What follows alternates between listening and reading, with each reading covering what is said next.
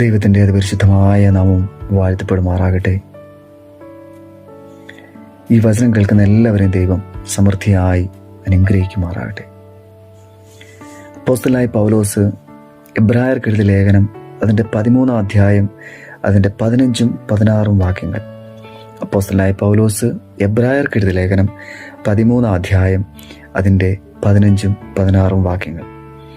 അതുകൊണ്ട് അവൻ മുഖാന്തരം നാം ദൈവത്തിന് അവൻ്റെ നാമത്തെ ഏറ്റുപറയുന്ന അധരഫലമെന്ന സ്തോത്രയാഗം ഇടപെടാതെ അർപ്പിക്കുക. നന്മ ചെയ്യുവാനും കൂട്ടായ്മ കാണിപ്പാനും മറക്കരുത്. ഈ വക യാഗത്തിലല്ലോ ദൈവം പ്രസാദിക്കുന്നത്.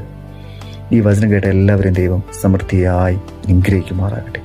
സ്തോത്രമെന്ന യാഗം അർപ്പിച്ചുകൊണ്ട് ഏതൊരാവശ്യവും നിങ്ങൾ പ്രാർത്ഥിച്ചാൽ ദൈവം അത്ഭുതകരമായി വിടുതലിനെ അവിടെ നയിക്കും.